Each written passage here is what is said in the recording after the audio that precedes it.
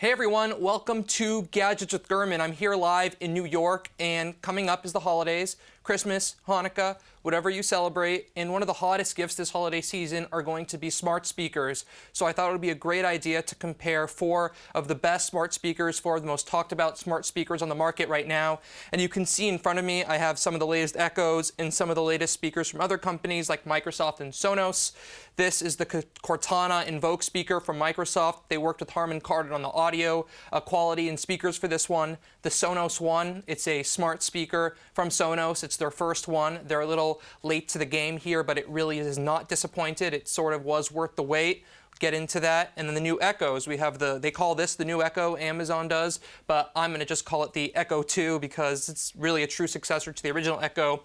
And the tall one we have next to it is the Echo Plus. It's a version of the Echo that focuses on the smart home. I'm going to walk through all of them, tell you the pros and cons of all of them, but I'm going to do this in a way where we're breaking down the most important categories. We asked a lot of you, what are the most important categories when buying a speaker, when looking at a smart speaker? It comes down to price, sound quality, what kind of applications, voice skills are there, the performance, how you can control your home, phone calls, privacy and security, that's a big topic right now, and the implications of integrating with the different OSs, whether you're in the Microsoft world, the Amazon world, iOS, or Android. But first, to my takeaway, they all have their pros and cons. If you're an audiophile, you want something that gives you the best speaker quality, the best audio quality, and the support for the most music services, you're going to want to get the Sonos one. This thing sounds incredible. I think the way it sounds is very close to what the HomePod from Apple that was delayed to 2018 is coming out with. The audio quality has been great on this. There are some drawbacks as well that I'll get into.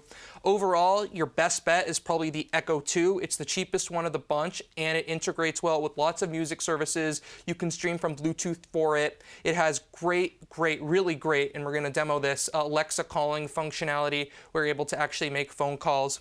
The Echo Plus, $150. I think it's a little, out of the price range of this one. I don't think it has that much better performance than this one, but we're going to dive into them. The Cortana one is very much if you're living in the Microsoft world. So unless you're a big Outlook user, you use Windows, you're in the Xbox world and you love Skype, I couldn't recommend it. But if you are in Microsoft's world and their ecosystem and you like a product from Harman Kardon, can't really go wrong with that one. So we'll dive into them. The first one I want to jump into is the Echo 2, the smaller Echo. But first, everyone, please send in your questions about all these speakers, the HomePod, how they all compare, and I'll answer them throughout the episode. So starting with the Echo 2. And let's zoom in here so you can take a look at it at a little bit of a closer glance here to see what it looks like. Now the height you can see, I'll show you next to my iPhone 10 here because I know a lot of you have that. You can see the height difference there. You can see it's a little bit taller than the iPhone 10. The size here, you can see a comparison here. So it's pretty much the smallest one in terms of volume. It doesn't weigh a lot. It's very small. It's easy to carry. I'm not going to tell you that you're going to be able to throw it in a bag, but if you have maybe a carry-on, a mid-tier, mid-size suitcase, it is something that you can travel with. So it's usually $100. Today it's $80. And at $80, I really think it's a solid product because of its mix of music services and other functionality. I think it sounds better than the original. I compared it to the original Amazon Echo that came out a few years ago, but it's not an audio product for audiophiles. This is not something you're going to want to put in your bedroom or living room if you're trying to light up the house, if you're having a party or something like that. This is not a high-performing speaker, but the audio quality is sort of optimized for light music listening. Again, if you're an audiophile, you're not going to want this. The microphones, however, are excellent. So if you have the music turned all the way up, and this applies to the Echo Plus next to it as well. The microphones, there's about 7 or 8 microphones depending on the Echo model you get. It picks up audio quality really well. So you can have the music blasted all the way up to your favorite, rap song or rock song, and it'll be able to hear you if you want to ask it, when the next Lakers game is. And I'm sure I'm going to dive into that. Music services, however, is an important part of the picture here. What music services do the Echo support? And this is talking about both of these in this case. So there's skills for all sorts of music services. 2 of the main ones ones that they have support for are Spotify as well as Amazon Prime Music. Those two integrate really well. You set it up through the Alexa app. But I know a lot of you who watch Gadgets with Gurman, you're either a hardcore iPhone user or you're really into Android. And the two main music services from those companies obviously are from Apple, Apple Music, and from Google, Google Play Music. There are no skills for Alexa or the Amazon Echo integrations for Apple Music or Google Play Music at this time, but there is a workaround. So there is Bluetooth support on the Amazon Echo. So if I'm an Apple Music user, I might not want to get an Echo because it doesn't have the Alexa skill. Can't control it with your voice. But what you can do is you can actually, through the Alexa app and through the Bluetooth settings on your iPhone, pair your phone in order to stream Apple Music directly to the Echo. So what I'm going to do is I just want to show you, I'm going to just go into my iPhone, go to Apple Music, and I'm just going to, start playing a song here from my iPhone. And you can see it's playing from the Echo 2. And I'm going to pause this so you can hear me, but it just uses the standard Apple Music controls. I'm in the Apple Music app. It works from the lock screen, works from Control Center. If you have your phone paired to an Apple Watch or another Apple product, it will work there as well. And it's Bluetooth pairing like normal Bluetooth pairing. It's not anything extravagant. It's just simple pairing with a code that you pair from the phone to the Bluetooth app in the settings panel, as well as through the Alexa app that comes on the iPhone. By the way, it does not have iPhone 10 support yet, so if you're looking for an app with iPhone 10 support, it's not there. And that Bluetooth streaming works really well. I have not had problems with it. Audio quality is pretty good. But in terms of comparing the Echo 2 to the Echo Plus, there is one drawback in terms of volume control on the Echo 2 that I noticed that I actually really like on the Echo Plus. And let's zoom into the Echo Plus so I can show you what I'm talking about versus that and the original Echo as well. So on the Echo Plus, what you have is this ring right here that you can turn in order to control the volume. It's sort of akin to like the control on the digital crown on the Apple Watch or the click wheel that you were able to rotate on some of the early iPods. And it's a really easy way with the lights to tell how high the volume is if you want to crank it up all the way. On the Echo 2, and let's go back to the Echo 2 shot so I can show you that, you control the volume with the two buttons here. So you have the volume down button and the volume up button. And you do get that ring lighting up to show you, but I feel like for most people, or for me at least, it's much easier to spin the dial rather than crank the volume up and down with those two buttons. Now, another thing that I really think that smart speakers are used for, at least for me, is being able to make phone calls. I think that's a really big part. It's a really cool use case to be able to just say something to your voice service and have it call someone. Right? It's an easy way to make speakerphone calls where you're walking around your office, near your desk, or in your home, in your living room, and I really think that's a compelling thing. So what some of these smart speakers have done is they come up with new services in order to make phone calls. So a couple months ago, or earlier in the year, Alexa came out with this Alexa calling and messaging functionality for the Echo Show for video chatting, but a couple months ago they released an updated version that allows you to make real phone calls through the Alexa network. And so it's not only Echo to Echo calling or calling to the app from Amazon on your iPhone or Android phone, you're actually able to control phone calls for actual phone numbers. So I want to do a demo of that too. So Alexa, call Mark Gurman Mobile. Call Mark Gurman's mobile, right? Yes. Calling. And so here I am getting a phone call. That's me from Mark Gurman. I'm going to answer it. Hello? Hello? Is this Mark? No, I'm just joking. Okay, so you can see it works pretty well that you're able to make phone calls. And it was a direct-to-phone number Now call. connected to Mark's iPhone. That's how I know it's connected to Bluetooth. I'm going to turn off the mics for a second. We'll get into that so I don't light it up. But you can see with the phone calling functionality, it was a direct call to my cellular account rather than calling the Alexa app. But we were also able to do is instead of saying Mark Gurman Mobile or Mark Gurman Home to get my home phone number or my mobile number to my iPhone, what I'm able to do is to say, call Mark Gurman's other Alexa devices, and it will give me an option to call. If I have an Echo Show at home, I can tell it to call my Echo Show. If I have another Echo Spot, Echo Dot, Echo Tap, whatever they have, you'll be able to call those directly as well for sort of an intercom system. Now, in terms of integration with iPhone and Android, the integration here is pretty great, but requires some work. So in the Alexa app on the iPhone, what you're able to do is add your iCloud account. You're able to add your Gmail account or other email provider accounts, Microsoft Outlook as well, in order to tap into reminders and your calendar appointments. So you're able to mess with it. You're able to add your different services. And I would say if you're in a home that's sort of divided between iPhone and Android users or Windows users, you're going to get the best of all worlds, at least a little bit integration from all the platforms if you go with the Alexa devices. And another point that I wanted to hit on these Alexa devices is privacy. What are the implications, the security concerns that you would have with a device that's constantly listening to you? And when Amazon came out with the Echo Show earlier this year, a lot of people said, hey, I don't want a camera in my living room or in my bedroom that we never know if someone's able to listen into it. So let's look at the top of the Echoes, and I can show you what you have here. So on both of these, you have a button that allows you to kill the mics. And you press the button and it turns red. That's how you know the mics are off, and you see the red rings around it too. Right now it's not listening, and if you click them, they'll be listening again. So if you're ever concerned about listening, not listening, you can click those buttons and it will no longer be listening to you. Now we have some questions coming in here. Are the Echo mesh coverings nice, or are they pretty cheap feeling? Well, I have the standard one here. I have a few other color options at home. I'm not going to tell you it feels like, a multi-$100 device, but I will tell you it feels as premium as it gets, that you're able to get for an $80, $100 device. I'm happy with it. You just pop out the Echo here. You can pop them out. You have to take the power cable out, obviously. I can show you that too. So if you want to pop out the middle, you can see the insides of this thing, and then you can replace the skin that you have around it. They have a wooden panel option, all sorts of different colors. The Echo Plus itself comes in other colors as well, so you can just get whatever matches your house the best. So I'm going to pop this back in here and click it back into power. More questions coming in here. Do you like the silver or black iPhone 10? We're talking about smart speakers today, but I will answer that question because it's related to Gadgets with Gurman. You all love iPhones. I have the space gray, the black one, whatever you want to call it. The silver one is quite nice, but I usually go for the black space gray phones.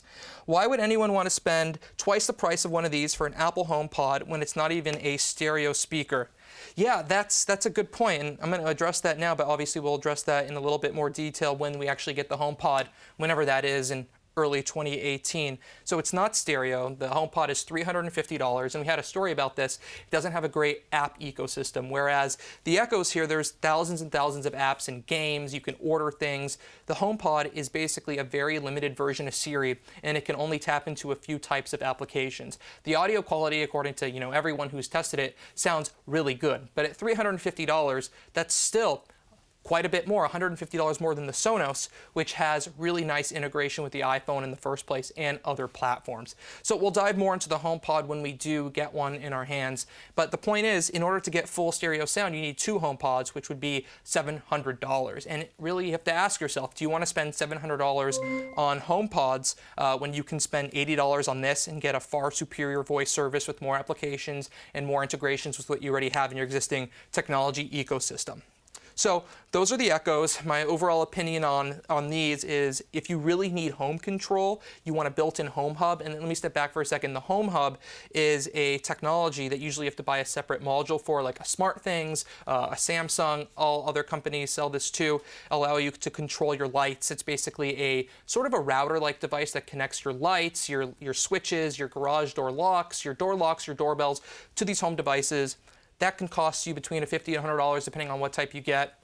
This has it built in, the Echo has it built in. Other devices have it built in as well. The Apple TVs have had those built in. You actually have one built into your iPad, and the HomePod has one built in as well. So if you want an out-of-the-box experience to hook up a Philips Hue light or something, you'd want to get one of these. But if you really, really want a device that pretty much does everything well, at least a little bit, I think the $80, as of today, it's going to go back to $100 soon, Echo 2 or the new Echo, whatever you want to call it, is your best bet there. Okay, now more questions coming in. Keep sending them, but now we're going to dive into the other devices, the other speakers we have here. We have the Cortana speaker from Microsoft, as well as the Sonos One here. Now let's zoom into the Cortana speaker so I can take you through that. Now, it's usually $200. It comes in black and white. Right now, as of today, it's also on discount. Lots of the speaker companies are discounting these devices right now because they're all competing with each other. On this day in 1865, the 13th Amendment to the U.S. Constitution was ratified. officially ending the institution of slavery. Okay, well, that's important information, and I'm glad that it told us, but I didn't exactly ask, so I'm not sure why that shouted it out. I think there's a fact of the day history feature on there. We'll look into that. But again, as I was saying, $100 today, usually $200. The audio quality is Harman Kardon, so you know it's really good. Harman Kardon is a trusted brand. It's not a Microsoft hardware product like the Alexa devices or the Echoes are, Amazon hardware products, and the Sonos One is a Sonos product, so it's a little bit of a mixed bag here. It's a heavily optimized for Microsoft Harman Kardon speaker. Now, you're very limited to what you're able to do on this thing. I was looking at the different skills that you're able to download on here. There's some good ones. You're able to download an app to check your bank balance if you have Capital One, and there's some music services here. I mean, the main music services supported on the INVOKE are Spotify, TuneIn, which is a radio service, and iHeartRadio. So three, they're not the major ones. You don't have Pandora on there yet. You don't have Apple Music integration. You don't have Google Play Music. But like the Echoes, you're able to connect fairly easily to Bluetooth, and there's even a Bluetooth pairing button on here to make it a little bit simpler. It's not an easy pair like with the AirPods or like the HomePod will be, but you'll be able to control Bluetooth-based music services like Apple Music, Google Play Music, Pandora, whatever you have on your phone through the INVOKE. And again, it sounds very good. It's just limited in terms of what Cortana is able to do. Fewer applications than you get on Alexa, but still better than nothing like the HomePod where you're going completely through the phone. Now, calling. There's calling on here too. Now, Alexa with Amazon, they built their own proprietary voice control and voice calling and messaging service because they didn't have one. But Microsoft, remember, they acquired Skype. I think it was almost 10 years ago now for I think it was $7 or $8 billion. That was a lot of money. So where is Skype now? Skype is in the INVOKE. So if you connect your Microsoft account, you will be able to make Skype to Skype calls as well as phone calls coming from an anonymous phone number from the INVOKE. How does it work? It works. Liechtenstein has only 30. Okay, so I pressed it, and that's spouting out facts to me. So it's important. If you want a fact of the day, just tap the top of your Cortana. Now, important things to note, it doesn't have a home hub built in like the Echo Plus. You're able to get one separately and able to connect it to your lights, your Philips Hues, your garage door locks, doorbells, and all that. But integration with the ecosystems, you're going to get limited integration here with iPhone and Android. On the iPhone and Android, you're able to get the Cortana app to set it up. And if you have a Microsoft account, you're only able to feed in your Outlook and your different functionality through there. So you're not going to get speakerphone calls routed through your iPhone or Android. It's going to be through Microsoft through Skype. With the music services, obviously, like I said, it's limited to Spotify, TuneIn, iHeartRadio. Calendar support, there's no iCloud support. There's no Gmail support either. So if you're in the Outlook world, it could be very useful for you. There's even a whole application to enhance this. If you have a Windows computer, you can set it up through your computer as well. Nothing like that if you have a Mac. So it's very optimized to the Microsoft world. I'm just not sure how many people in the Microsoft world are springing for consumer devices like these speakers. Maybe in the future, if the Microsoft Surface Laptop and their Surface Book and different Pro laptops really catch on, this would make sense. Like it makes sense, for example, for Apple to have the HomePod deep within its iPhone ecosystem because they have 1 billion users in their consumer devices ecosystem. Google as well, and the Google Home, the Google Home Mini, Google Home Max coming out next week. December 11th, by the way, you'll be able to buy it.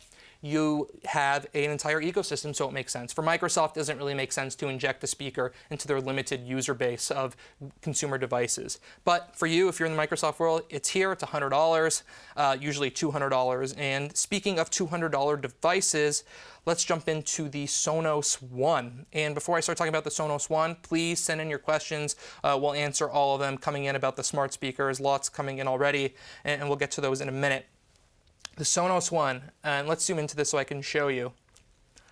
First thing to note, it is quite heavy. So I travel all the time, and I like to take smart speakers with me in order to play music in the hotel, do phone calls, going from home to home, going from office to office. It is a bit heavy. It is a little cumbersome to hold, but the most cumbersome part about it is setting it up. So the way the Sonos ecosystem works, for those who don't have a Sonos Play 1 or some of the other higher-end Sonos speakers, is that it is heavily connected to your Wi-Fi network, the one that you set it up to. So in order to get this set up today to our Wi-Fi network in this office, I had to powered down and completely reset the internals on this thing in order to get it to work reliably. Was not a big deal, but it is a little cumbersome being able to set this up every time you move. I'm sure some people can figure out a way to not have to do that, to continue it, but if you're switching from Wi-Fi network to Wi-Fi network, this one right now is connected to a MiFi, it might get a little confusing to some people, but obviously that's an extraordinarily limited use case. Most people are going to buy a Sonos One, a smart speaker for their living room, bedroom, their den, their office, whatever, and they're never going to pick it up again. They're just going to get it to work. Now, the thing about this is that the music quality on here is actually incredible. I'm not going to play it right now because it's so loud and I'm not sure it's going to come through accurately to you, but if you're able to get a chance to listen to this thing, if you've heard a regular Sonos, the Sonos Play 1s, the non-smart versions before, it sounds about that, like that. It sounds pretty good. You're able to pair these to other ones to create stereo sound as well. If you're an audiophile that you want to be able to control your music with Alexa, this, I really think, for $200 is the speaker for you, especially when you compare it to the pricing of the other ones. So for double the price, you get way more than double the audio quality than the Echo 2. For $50 more, likewise, the Echo Plus. And at the same price as the INVOKE at its full price, it's a no-brainer to take the Sonos One over the Cortana INVOKE.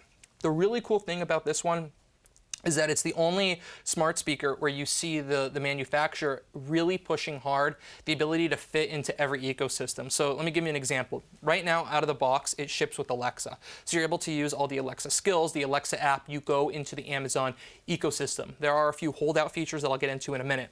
But it's also important to note that Google Assistant, so the ability to use Google's voice service and voice services, is coming to the Sonos One next year. So it's really going to work if you're in the Google ecosystem, the Amazon ecosystem. In terms of the Apple ecosystem, Apple obviously is not going to allow anyone else to use Siri. They want Siri for them. It's how the company works. However, AirPlay 2, which is going to be Apple's sort of proprietary new algorithm for playing music from your iPhone to multiple speakers in a home at the same time, Sonos says it's going to be supported on the Sonos One next year. So what you're getting is tight integration, as tight as it gets with Google and Amazon through their voice services, but you're also going to get really nice Apple AirPlay 2 playback support on here as well. So this really will work no matter what you have in your home, whether you are in an Android home, a Amazon home, or an Apple home. And obviously you can connect your Outlook account and all sorts of email accounts for calendaring to this as well. So pretty much works wherever you are, sounds really good. In terms of music services, right, it has the best, library of different music services that it can tap into really deeply. So Google Play Music came to this recently, Pandora, Spotify, anything with an Alexa skill. There's also really deep Apple Music integration in the Sonos application. So you're able to go into the Sonos app, set up Apple Music. It's a little bit more cumbersome than I would have expected. I would have hoped that you're able to go into the Apple Music tab inside the Sonos application and it will automatically connect to your Apple Music account.